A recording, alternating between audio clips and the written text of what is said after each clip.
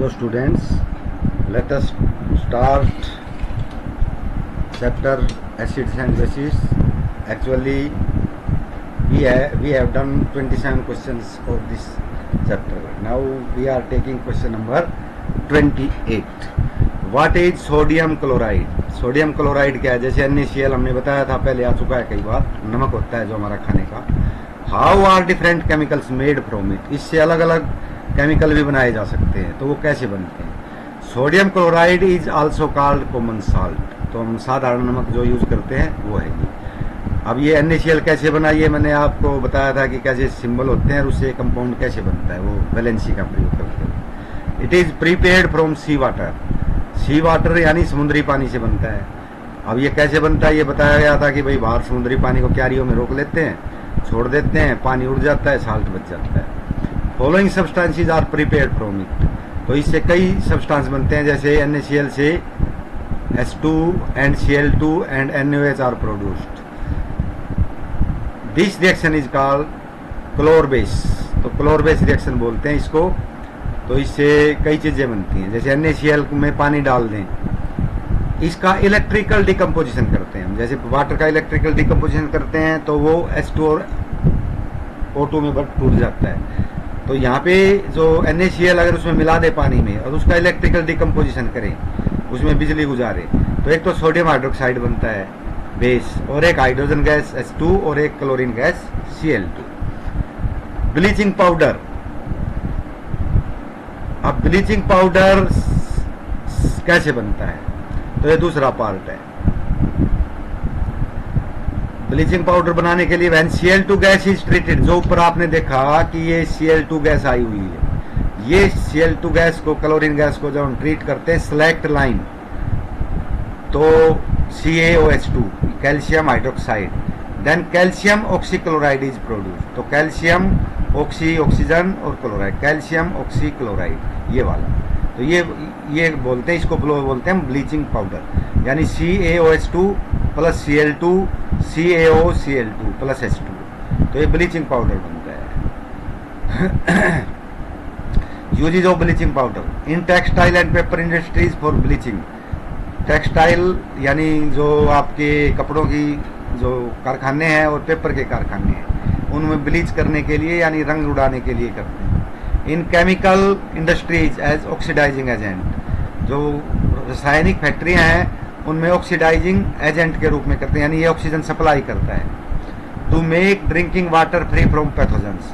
तीसरा है पीने के पानी को हम कीटाणु मुक्त करते हैं. जैसे आप गर्मियों में या बारिश के मौसम में कीटाणु ज़्यादा होते हैं ना, तो हम क्लोरीन की गोलियां डालते हैं, तो वो क्लोरीन कैल्शियम ऑक्सीक्लोराइड की गोलियां डालते हैं वास्तव. तीसरा है बेकिंग सोडा. बेकिंग सोडा कैसे बनता है? देखो ये ऊपर बताया NaCl से NaOH बनता है, और जो ब्लीचिंग पाउडर है, जो ऊपर कैल्शियम पैदा हुई, इसको करेंगे तो आपका ब्लीचिंग पाउडर हो गया. तीसरा है बेकिंग सोडा, ये भी NaCl से कैसे बनता है? तो NaCl plus H2O plus CO2 plus NH3, चार चीज मिलानी पड़ेंगी. Sodium chloride, water, carbon dioxide और अमोनिया गैस होती है NH3. तो ये बनेगा NH4Cl ammonium chloride plus NaHCO3 sodium hydrogen carbonate या सोडियम बाइकार्बोनेट. तो हाइड्रोजन कार्बोनेट बनेगा इससे. अब इसके बेकिंग सोडा होता है जो हम बिस्किट डबल रोटी बनाने में या डफ जो बनता है ना, तो उसको बनाने में हम इसका यूज करते हैं. तो जैसे डबल रोटी बनाते हैं तो उसको ये गैस निकलती है, वो उसको फुला देती है, फिर वो डबल रोटियाँ काट लेते हैं, तो उनमें छेद होते हैं डबल रोटियों में, आपने देखा होगा. अब इसके यूजेज हैं. It is use in making cake and bread. Bread cake bun के काम आता है. Alkaline, it is use to get rid of acidity. अगर किसी का एसिडिटी है या फिर कोई स्टिंग कर दे, यानी मक्खी मधुमक्खी वगैरह काट जाए, या नेटल जो पौधा है वो स्टिंग कर दे, तो वहाँ भी एसिड छोड़ता है, तो हम ये लगा लेते हैं सोडियम बाइकार्बोनेट का घोल, तो उससे फर्क पड़ता है. थर्ड है CO2 found by NaCO3 is used in fire fighting equipments. तीसरा है जो आग बुझाने के यंत्र होते हैं, लाल रंग के सिलेंडर, इनके अंदर भी NaCO3 भरा जाता है, और जब इसको एसिड से रिएक्शन कराते हैं तो कार्बन डाइऑक्साइड गैस निकलती है, तो आग बुझाने के काम आते हैं. वॉशिंग सोडा, कपड़े धोने का सोडा. एक तो बेकिंग सोडा होता है, एक वॉशिंग सोडा. तो वॉशिंग सोडा, हम बेकिंग सोडा को अगर हीट करेंगे, यहाँ पे ये बेकिंग सोडा या सोडियम हाइड्रोजन कार्बोनेट, इसको हीट करेंगे तो ये बनेगा washing soda, Na2CO3 plus water बनेगा plus carbon dioxide gas. It is dry sodium carbonate, वास्तव में ये ड्राई है। वी मिक्स 10 वाटर मोलिक्यूल, इसमें हम 10 वाटर के मोलिक्यूल भी मिला सकते हैं। Then it is sodium carbonate decahydrate, अगर इसमें 10 का, जैसे ये है ये वाला सोडियम कार्बोनेट और 10 H2O, ये इसके अंदर मिले हुए होते हैं। ये अलग भी हो सकते हैं, अगर हम फिर सुखा लेंगे तो ये उड़ जाएंगे, तो फिर ये ड्राई रह जाएगा। बाकी इसमें 10 वाटर मोलिक्यूल मिल सकते हैं। तो इस प्रकार से ये सोडियम कार्बोनेट है, जो जिसको हम वॉशिंग सोडा बोलते हैं। नेक्स्ट है water, what is water of crystallization, ये है ना जो ये वाला, ये वाटर ऑफ क्रिस्टलाइजेशन ही है। Are the salt actually dry, क्या जो जिसको हम ड्राई साल्ट बोलते हैं वास्तव में ड्राई है, सूखा है। इन 1 unit formula of salt, salt के एक फार्मूला में जो NaCl है जो भी है, number of dominant water molecules are called, तो उसमें अंदर जो पानी के मोलिक्यूल मिले रहते हैं उसको वाटर ऑफ क्रिस्टलाइजेशन बोलते हैं, क्योंकि वो क्रिस्टल के अंदर ही होते हैं। Actually the salt which appear dry are not dry, वास्तव में जो साल्ट हमें ड्राई दिखते हैं वो वास्तव में ड्राई नहीं होते। They contain water of crystallization, उसमें जो वाटर ऑफ क्रिस्टलाइजेशन होता है जैसे CuSO4 इंटू 5H2O, इसमें देखो और भी एक कलर भी चेंज हो जाता है, जैसे ड्राई साल्ट है या हाइड्रेटेड साल्ट है उसका कलर में भी थोड़ा फर्क आ जाता है। The colour of CuSO4 into 5H2O is blue, जो कॉपर सल्फेट का कलर है वो ब्लू होता है।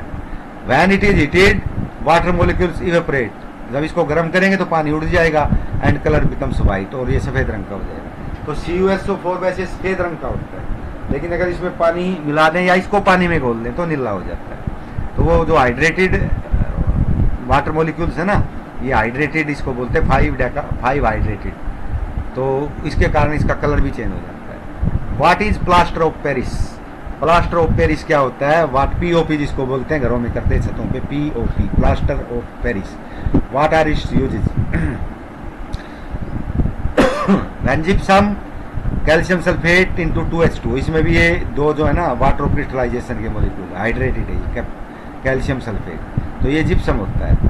Is heated at 343 degree kelvin, जब 343 डिग्री केल्विन पे इसको गर्म करेंगे 3/4 ऑफ वाटर मोलिक्यूल वेपराइज, तो 3/4 वाटर मोलिक्यूल वेपराइज हो जाएंगे, यानी 2 मोलिक्यूल है ना, इसमें से एक 3/4 डेढ़ बनेगा, तो 0.5 रह जाएगा।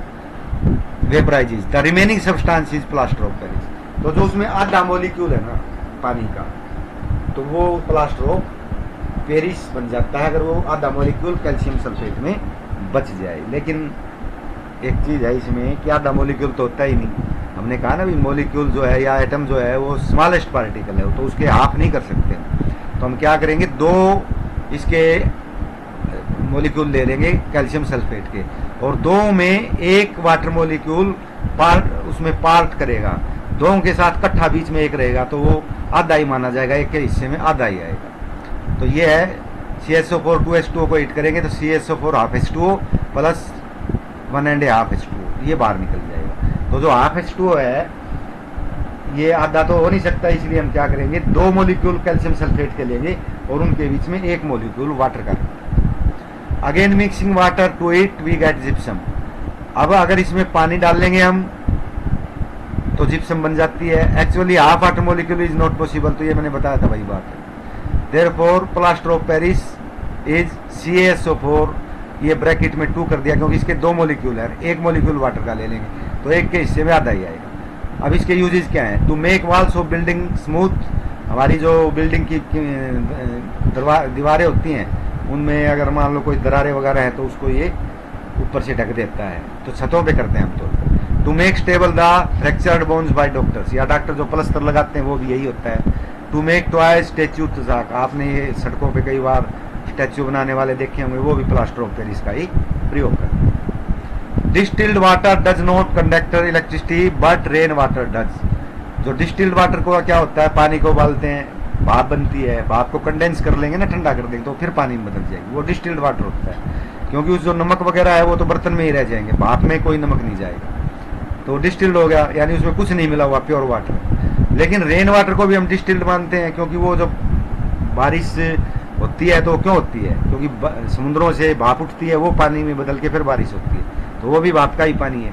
तो वैसे तो डिस्टिल्ड है वो, लेकिन अगर हम उसको, वो अपने एटमोसफेयर से गुजरता है तो उसमें रेत के कण मिल जाते हैं, तो और उसमें गैसें मिल जाती हैं जो उसको फिर एसिडिक या बेसिक बना देती हैं, तो वो फिर प्योर नहीं रहता, तो उसमें इलेक्ट्रिसिटी कंडक्ट करने लगती है। Distilled water does not contain any salt और कंडक्टिंग मटेरियल, तो डिस्टिल्ड वाटर में तो कुछ नहीं मिला होता, so it does not conduct electricity, तो ये इलेक्ट्रिसिटी कंडक्ट नहीं करेगा। लेकिन रेन वाटर है, उसमें CO2 SO2 वगैरह गैसेस मिली रहती हैं और वो कंडक्ट करते हैं इलेक्ट्रिसिटी को, क्योंकि उससे या तो बेस बनेगा या एसिड बनेगा। But rain water dissolve in, अच्छा ये होगा, so it becomes acidic and conduct electricity, इसलिए एसिडिक हो जाएगा और इलेक्ट्रिसिटी कंडक्ट करने लगेगा। Fresh milk has pH 6.0 on converting into curd what changes come to the pH। देखो जो मिल्क होता है उसकी pH 6.0 होती है, तो pH इसकी जब अब हमने पता है जो मिल्क है वो तो खट्टा नहीं होता, लेकिन दही खट्टा होता है, तो खट्टा ज्यादा जितना उतना ही उसमें एसिडिक कैरेक्टर ज्यादा आ गए, तो कर्ड बिकम सोर, खट्टा हो जाता है दही, so acidity increases and pH decreases, तो इसमें एसिडिटी इसकी बढ़ जाएगी, और एसिडिटी कब बढ़ती है, जब pH उसकी कम होती है। 7 से नीचे जितनी आती जाएगी उसकी एसिडिटी जो है बढ़ती जाएगी, और pH 7 से कम, पहले 6 आएगी फिर 5, तो जितनी कम pH होगी ना उतनी ज्यादा एसिडिक पावरफुल होगा। A milkman adds baking soda into milk, भाई एक दूधिया जो है अपने मिल्क में सोडा मिलाता है, क्यों? Baking soda is a alkaline nature, baking soda alkaline nature होता है, यानी ये बेस होता है। सो pH of milk becomes more than 6, तो pH जो मिल्क की है 6 से ज्यादा हो जाएगी, यानी 7 के करीब, and milk remains in good condition for long time. अब क्योंकि एसिडिक अगर है वो, तो उसमें क्या होगा कि माइक्रो ऑर्गेनिज्म आ जाएंगे और वो दूध को दही में बदल देंगे, और अगर वो न्यूट्रल बना दें या उसके नज़दीक बना दें तो काफ़ी देर तक दूध खराब नहीं होता है। Why is plaster of Paris kept in water proof vessels, plaster of Paris जो POP है उसको हम ऐसे वेसल में रखते हैं जिसमें वाटर प्रूफ है, पानी नहीं जा सकता, नमी नहीं जा सकती। Plaster of Paris react with water quickly, क्योंकि प्लास्टर ऑफ पेरिस पानी के साथ बड़ी जल्दी रिएक्शन करता है और इसको जिप्सम में बदल देता है, so it is kept in water proof vessel, इसलिए हम इसको ऐसा रखते हैं कि पानी नमी भी ना जा पाए, नहीं तो वो जम जाएगा। तो ये आज इतना ही करते हैं।